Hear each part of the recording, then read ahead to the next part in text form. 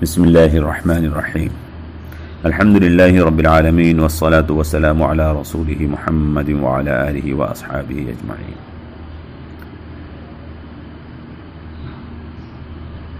محترم حضرات، بعض حضرات سوال کرتے ہیں کہ عذاب قبر کے سلسلے میں قرآن اور حدیث میں کیا بات آئی ہے۔ اس سلسلے میں چونکہ تفصیلات ہیں لہٰذا وہ فوراً گفتگو میں سمجھا دینا مشکل ہوتا ہے، اسی واسطے ہم عذاب قبر کے سلسلے میں جو صحیح موقف ہے قرآن اور حدیث کے ماننے والوں کا وہ آپ کے سامنے پیش کر دیتے ہیں۔ اس سلسلے میں ایک چیز یہ عرض کر دینا پہلے مناسب ہے کہ بعض لوگ جو اپنے آپ کو اہل قرآن کہتے ہیں وہ اس چیز کو بار بار بیان کرتے ہیں کہ قرآن میں کہیں عذاب قبر کا تذکرہ نہیں ہے۔ ہمارا نہ تو ان سے گفتگو کرنے کا ارادہ ہے، نہ ایسے لوگوں کو کچھ سمجھانے کا ارادہ ہے، چونکہ ہمارے نزدیک ان لوگوں کی گمراہی واضح ہے جو احادیث کا انکار کریں اور جناب رسول اکرم صلی اللہ تعالی علیہ وسلم جو شارح قرآن ہیں ان کے ارشادات کا انکار کریں، اور جو پورے ذخیرہ جو ہمارے پاس اسلامی اور دینی ذخیرہ موجود ہے اس تمام ذخیرے میں شکوک و شبہات پیدا کریں۔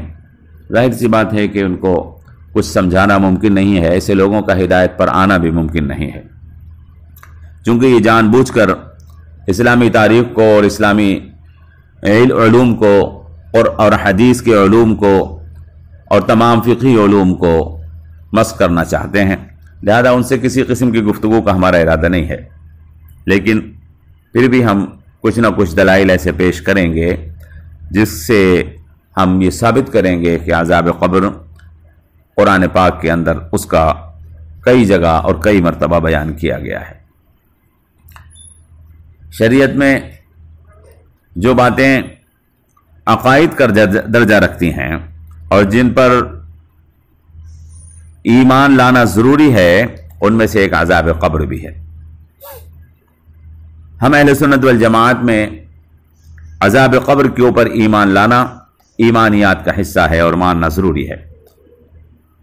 یہ حقیقت اللہ کی کتاب قرآن کریم سے اور اللہ کے رسول صلی اللہ تعالی علیہ وسلم کی سچی حدیثوں سے ثابت ہے، اور اس سلسلے میں شبہ پیدا کرنا کفر ہے۔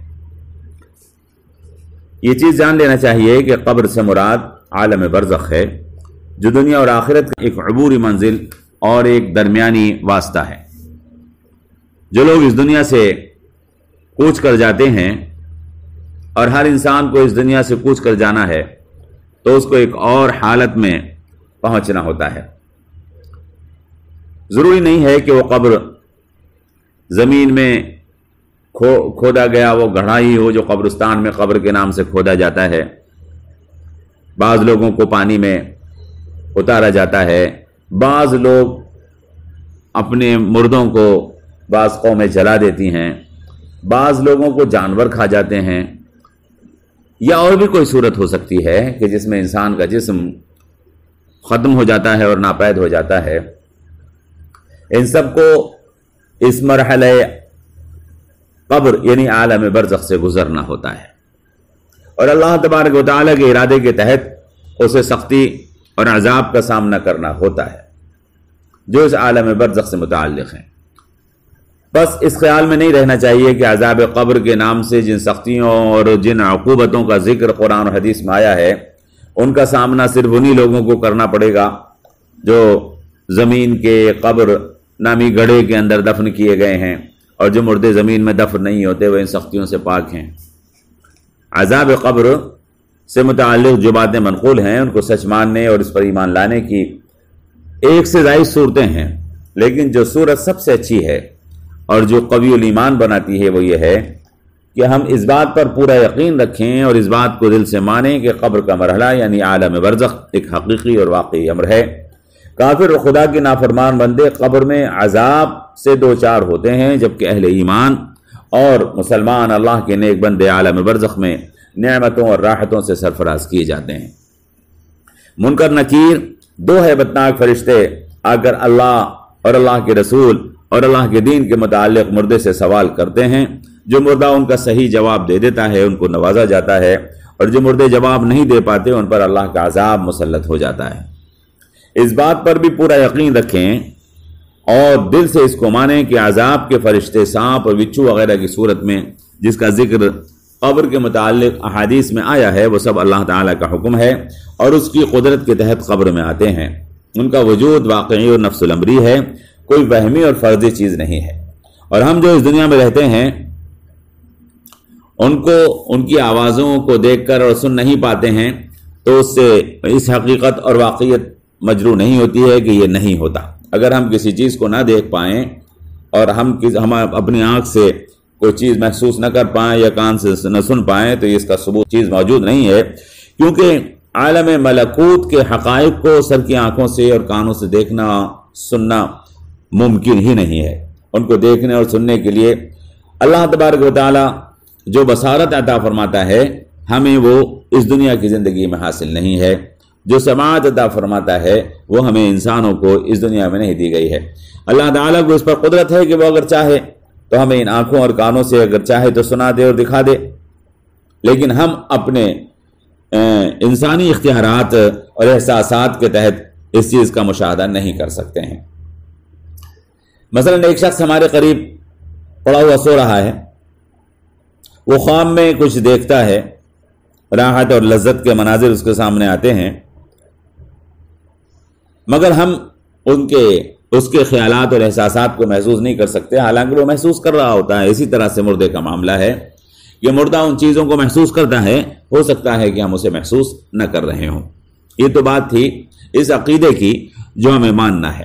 اب اس سلسلے میں سب سے پہلے ہم یہ چاہیں گے کہ قرآن کریم کی ان آیات کو آپ کے سامنے پیش کر دیں جن کو علماء کرام اور مفسرین کرام اور احادیث کے اندر یہ آیا ہے کہ یہ علماء کرام نے تفسیروں میں یہ چیز بیان کی ہے کہ یہ عذاب قبر سے متعلق ہیں۔ سب سے پہلے سورہ انفال کی آیت نمبر 50 ہے، وَلَوْ تَرَىٰ إِذْ يَتَوَفَّى الَّذِينَ كَفَرُوا الْمَلَائِكَةُ يَضْرِبُونَ وُجُوهَهُمْ وَأَدْبَارَهُمْ وَذُوقُوا عَذَابَ الْحَرِيقِ۔ کاش آپ اس حالت کو دیکھ سکتے جبکہ فرشتے مقتول کافروں کی روحیں قبض کر رہے تھے اور ان کے چہروں اور ان کے کولوں پر ضربیں لگا رہے تھے اور کہتے جاتے تھے لو اب جلنے کی سزا بھگتو، یہ جزا ہے جس کا سامان تمہارے اپنے ہاتھوں نے پیشگی مہیا کر رکھا ہے، ذالک بما قدمت ایدیکم وان اللہ لیس بظلام للعبید، اور اللہ تعالیٰ اپنے بندوں پر ظلم کرنے والا نہیں ہے۔ ایک ہی آیت اس بات کا ثبوت ہے کہ یہ عذاب قبر کے سلسلے میں اللہ تبارک و تعالی نے نازل فرمائی ہے، اور اس میں عذاب قبر کا ذکر ہے، عالم برزخ کے اندر جو عذاب دیا جائے گا۔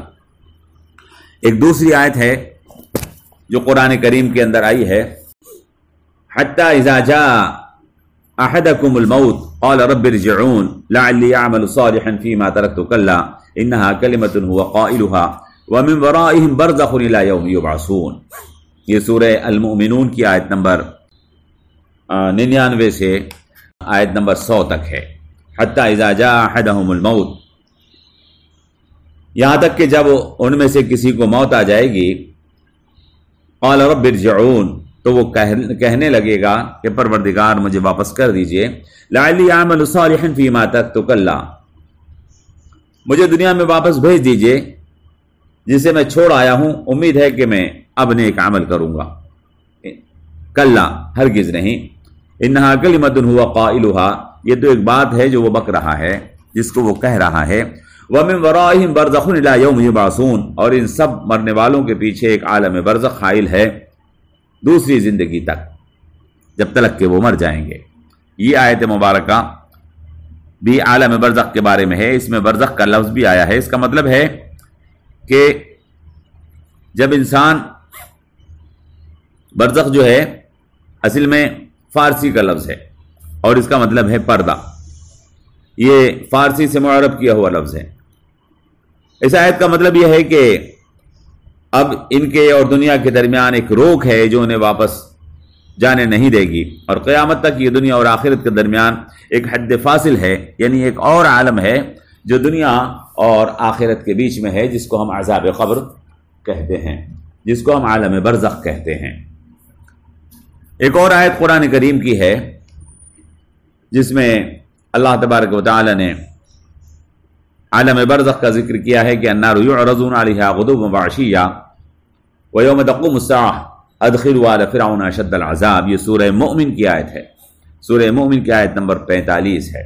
النار یعرضون علیہا غدوا وعشیا، دوزخ کی آگ جس کے سامنے صبح و شام وہ پیش کیے جاتے ہیں. النار یعرضون علیہا غدوا وعشیا ویوم تقوم الساعہ، اور جب قیامت کھڑی کر دی جائے گی ادخلوا آل فرعون اشد العذاب، تو ان سے کہا جائے گا کہ اے فرعون کی اولاد شدید عذاب کے اندر اب داخل ہو جاؤ. اس آیت مبارکہ میں بھی اس چیز کو واضح طور پر بیان کر دیا گیا ہے کہ ایک عالم برزخ موجود ہے. یہ آیت اس عالم برزخ کا صریح ثبوت ہے جس کا ذکر احادیث میں بکثرت آیا ہے. اللہ تعالیٰ یہاں پر صاف الفاظ میں عذاب کے دو مرحلوں کا ذکر کر رہا ہے. ایک کم تر درجے کا عذاب جو قیامت کے آنے سے پہلے فرعون اور آل فرعون کو دیا جا رہا ہے، اور وہ یہ ہے کہ انہیں صبح و شام دوزخ کے آگ کے سامنے پیش کیا جاتا ہے، جسے دیکھ کر ہر وقت وہ ہول کھاتے رہتے ہیں اور ڈرتے رہتے ہیں کہ ہمیں اس دوزخ میں جانا ہے. اس کے بعد قیامت آئے گی اور انہیں ایک بڑا عذاب دیا جائے گا. اس آیت پاک میں اللہ تبارک و تعالی نے واضح طور پر بیان فرمایا ہے. تو یہ آیت بھی عالم برزخ یا عذاب قبر کے سلسلے میں ہے. اس کے علاوہ ایک اور آیت مبارکہ ہے سورہ محمد کے اندر اللہ تبارک و تعالی نے بیان فرمایا ہے فَكَيْفَ إِذَا تَوَفَّتْهُمُ الْمَلَائِكَةُ يَضْرِبُونَ وُجُوهَهُمْ وَأَدْبَارَهُمْ، جب فرشتے ان کی روحیں قبض کریں گے اور ان کے منہ اور پیٹوں پر مارتے ہوئے انہیں لے جائیں گے. فَكَيْفَ إِذَا تَوَفَّتْهُمُ الْمَلَائِكَةُ يَضْرِبُونَ وُجُوهَهُمْ وَأَدْبَارَهُمْ، جب فرشتے ان کی روح قبض کریں گے اور ان کو پیٹوں کے اوپر ان کے چہروں کے اوپر مارتے ہوئے ان کو لے جائیں گے. ذَلِكَ بِأَنَّهُمْ اتَّبَعُوا مَا أَسْخَطَ اللَّهُ وَكَرِهُوا رِضْوَانَهُ وَأَحْبَطَ أَعْمَالَهُم، یہ اس لیے ہوگا کہ انہوں نے اس طریقے کی پیروی کی جو اللہ کو ناراض کرنے والا تھا اور اس کی رضا کا راستہ اختیار کرنا پسند نہیں کیا. اس بنا پر ان کے سب اعمال برباد ہو گئے. یہ آیت بھی ان آیات میں سے ہے جو عذاب قبر یعنی عذاب برزخ کی واضح طور پر کو بیان کرتی ہے. اس سے معلوم ہوتا ہے کہ موت کے وقت کفار اور منافقین پر عذاب شروع ہو جاتا ہے، اور یہ عذاب اس سزا سے مختلف چیز ہے جو قیامت میں ان کے اعمال کا فیصلہ اور ان کا حساب کتاب کرنے کے بعد کیا جائے گا. یہ تو آیات قرآنی تھیں جو آپ کے سامنے پیش کی جن میں عالم برزخ کا ذکر ہے. اس کے علاوہ صحیح بخاری شریف میں اور مسلم شریف میں حدیث پاک حضرت براء بن عازب نبی کریم صلی اللہ تعالی علیہ وسلم کا ارشاد نقل کرتے ہیں کہ المسلم اذا سئل فی القبر یشهد ان لا الہ الا اللہ وان محمد رسول اللہ وذلك قوله تعالی یثبت اللہ الذین آمنوا بالقول الثابت فی الحیاۃ الدنیا وفی الآخرہ. اور ایک روایت میں ہے عن النبی صلی اللہ علیہ وسلم یثبت اللہ الذین آمنوا بالقول الثابت نزلت فی عذاب القبر یقال له من ربک ویقول ربی اللہ ونبی محمد صلی اللہ علیہ وسلم. حضرت براء ابن عازب فرماتے ہیں نبی کریم صلی اللہ علیہ وسلم سے کہ آپ نے ارشاد فرمایا جب قبر میں مسلمان سے سوال کیا جاتا ہے تو وہ گواہی دیتا ہے کہ اللہ کے سوا کوئی معبود نہیں اور یہ کہ محمد اللہ کے رسول ہیں صلی اللہ علیہ وسلم. بس اللہ تعالیٰ کا ارشاد قرآن کریم میں یثبت اللہ الذین آمنوا بالقول الثابت فی الحیاۃ الدنیا وفی الآخرہ، یعنی اللہ ان لوگوں کو جو ایمان لائے ہیں قول ثابت یعنی مضبوط اور مستحکم اقرار کے ذریعے ثابت قدم رکھتا ہے، اور دنیا کی زندگی میں بھی اور آخرت میں بھی. اس کا مطلب یہی ہے. اور ایک روایت میں یہ ہے کہ نبی کریم صلی اللہ تعالی علیہ وسلم نے ارشاد فرمایا کہ قرآن کی یہ آیت یثبت اللہ الذین آمنوا بالقول الثابت فی الحیاۃ الدنیا وفی الآخرہ عذاب قبر کے بارے میں نازل ہوئی ہے. وہاں قبر میں جب مومن سے سوال کیا جاتا ہے کہ تیرا رب کون ہے تو وہ جواب دیتا ہے میرا رب اللہ ہے اور میرے نبی محمد صلی اللہ علیہ وسلم ہیں. یہ آیت مبارکہ بھی اس سلسلے میں واضح ہے کہ عذاب قبر حق ہے. اس کے علاوہ اور بھی احادیث ہیں. حضرت انس فرماتے ہیں قال رسول اللہ صلی اللہ علیہ وسلم ان العبد اذا وضع في قبره وتولى عنه اصحابه انه لا يسمع قرع نعالهم اتاه ملك فيقعدانه فيقولان ما كنت تقول في هذا الرجل لمحمد فاما المؤمن فيقول واشهد انه محمد ورسوله فيقال له انظروا الى مقعدك من النار قد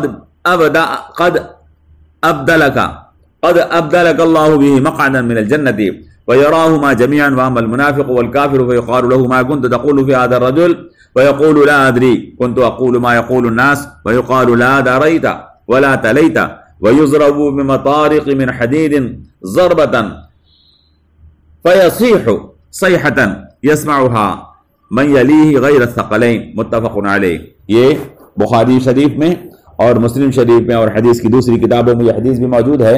حضرت انس کہتے ہیں کہ رسول اللہ صلی اللہ علیہ وسلم نے فرمایا، حقیقت یہ ہے کہ بندہ جب قبر کے اندر رکھ دیا جاتا ہے اور اس کے ساتھ آنے والے لوگ واپس جانے لگتے ہیں تو ان واپس ہونے والوں کی جوتیوں کو مردہ سنتا ہے۔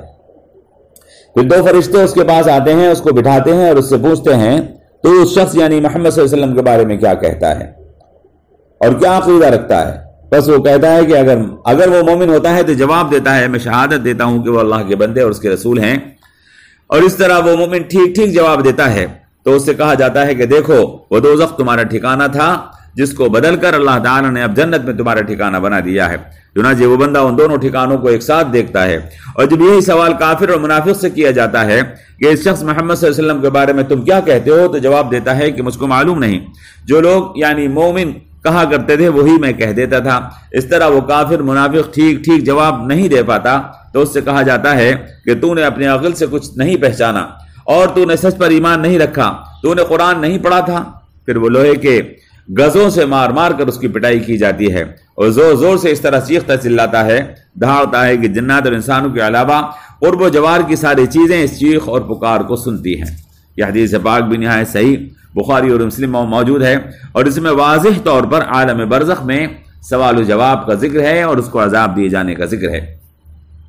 ایک اور حدیث ہے جو بخاری اور مسلم میں ہے، حضرت عبداللہ ابن عمر کہتے ہیں کہ ان احدکم اذا مات عرض علیہ مقعدہ بالغداۃ والعشی ان کان من اہل الجنۃ فمن اہل الجنہ وان کان من اہل النار فمن اہل النار فیقال هذا مقعدک حتی یبعثک اللہ الیہ یوم القیامہ۔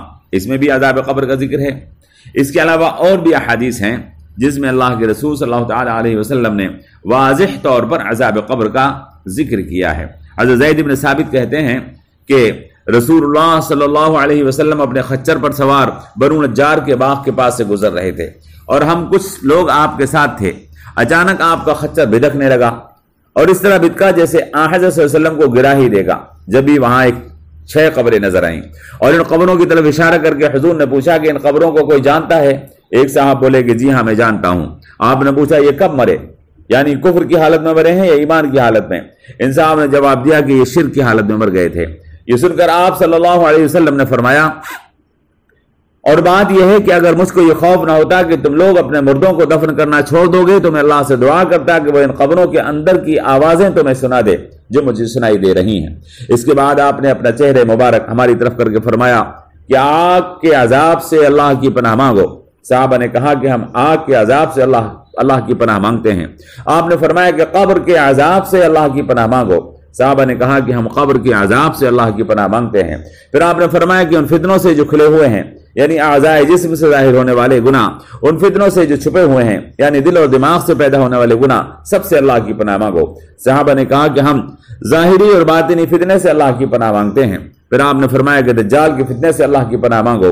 صحابہ نے کہا کہ ہم دجال کے فتنے سے اللہ کی پناہ مانگتے ہیں۔ یہ حدیث پاک مسلم شریف میں ہے اور نہایت صحیح ہے۔ اللہ کا رسول دیکھنے میں تو عام انسانوں جیسی آنکھیں رکھتا ہے، عام آدمی جیسے کان رکھتا ہے، لیکن اللہ کی طرف سے اس کی بصارت اور سماعت اور اس کے ادراک اور احساس کو دوسرے انسانوں سے بہت زیادہ بڑھا دیا جاتا ہے، اور اس کو قوت اور توانائی عطا کر دی جاتی ہے کہ اس دنیا سے آگے کی چیزیں بھی وہ دیکھ لیتا ہے، اور اسی کو بعض لوگ کہتے ہیں کہ وہ غیب کی باتیں بھی جان لیتا ہے۔ اللہ تبارک و تعالیٰ جس کو دکھانا چاہتا ہے وہ دیکھ سکتا ہے، اور جس چیز کو سنانا چاہتا ہے وہ سن سکتا ہے۔ ان چہرے کی آنکھوں سے وہ بات کی چیزوں کو بھی دیکھ سکتا ہے۔ آپ صلی اللہ علیہ وسلم کا خچہ بدکا جیسے کہ پیچھے گزرا کہ قبر میں جس مردے پر عذاب ہوتا ہے وہ چیختا اور چلاتا ہے تو اس کی آوازیں انسانوں اور جنات کے علاوہ ساری مخلوق سنتی ہے جو قبر کے قریب ہوتی ہے۔ چنانچہ اس خچر نے بھی ان قبروں کے اندر کی آوازوں کو سنا، لہذا وہ دہشت سے گھبرا کر کودا اور بدکا۔ حضور نے ارشاد فرمایا اگر مجھے یہ خوف نہ ہوتا، یعنی قبر کے اندر عذاب میں گرفتار لوگوں کے چیخنے چلانے کی آوازیں اتنی ہیبتناک، دہشتناک اور خوفناک ہوتی، انسان کی سماعت اس کو برداشت کر سکتی اور ہوش و حواس اس کو برداشت کرنے کی طاقت رکھتے، تو مجھے یہ خوف نہ ہوتا کہ تم ایسا نہیں کر سکو گے، تو میں ان مردوں کی آوازیں تمہیں بھی سنوا دیتا۔ اللہ اکبر. اس سے واضح طور پر یہ چیز ثابت ہوتی ہے. اور بھی حدیثیں ہیں جس میں اللہ کے رسول صلی اللہ علیہ وسلم نے بیان فرمایا ہے کہ عذاب قبر حق ہے. اب جو شخص احادیث کا منکر ہے اس سے تو ہم بات کر ہی نہیں سکتے ہیں، کیونکہ احادیث کے اندر، حدیث کی کسی کتاب کے اندر ایسا نہیں ہے کہ وہ حدیثیں بیان نہ کی گئی ہوں جن میں عذاب قبر کا ذکر ہے. حدیث کی ہر کتاب میں وہ حدیثیں موجود ہیں جن میں اللہ کے رسول صلی اللہ علیہ وسلم نے عذاب قبر کا ذکر کیا ہے. بخاری شریف، مسلم شریف، ترمذی شریف، نسائی شریف، ابن ماجہ شریف، مسند امام احمد، ابو داؤد شریف وغیرہ وغیرہ. حدیث کی تمام کتابوں کے اندر اللہ کے رسول نے عذاب قبر کا ذکر کیا ہے. لیکن جو لوگ قرآن کی آیات کا، احادیث کا انکار کرتے ہیں اور قرآن کی آیات کا حوالہ مانگتے ہیں، ان کے لیے بھی ہم نے آیات قرآنی پیش کر دی اور بتا دیا کہ قرآن کی آیات کے اندر بھی عالم برزخ کے اندر گرچہ عذاب قبر کے لفظ کے ساتھ ذکر نہ کیا گیا ہو، لیکن اس کے باوجود اللہ تبارک و تعالی نے ایک ایسے عالم کا ذکر بار بار قرآن کے اندر کیا ہے کہ جو آخرت اور دنیا کے درمیان ہے، یعنی جس کو ہم عالم برزخ کہتے ہیں، وہی عالم برزخ دراصل عذاب قبر ہے. اس سلسلے کی تفصیلات اور بھی مزید بیان کی جا سکتی ہیں. بہرحال ہم اہل سنت والجماعت عذاب قبر کو حق مانتے ہیں اور اس پر ایمان رکھنا لازمی قرار دیتے ہیں اور اس کا انکار کفر قرار دیتے ہیں. جو آدمی اس کا انکار کرے گا وہ صحیح احادیث کا اور آیات قرآنی کا منکر ہوگا. اللہ تبارک و تعالی ہمیں ہدایت کے راستے پر چلنے کی توفیق عطا فرمائے اور اللہ تعالی ہمیں گمراہیوں سے محفوظ فرمائے. فقط والسلام علیکم ورحمۃ اللہ وبرکاتہ.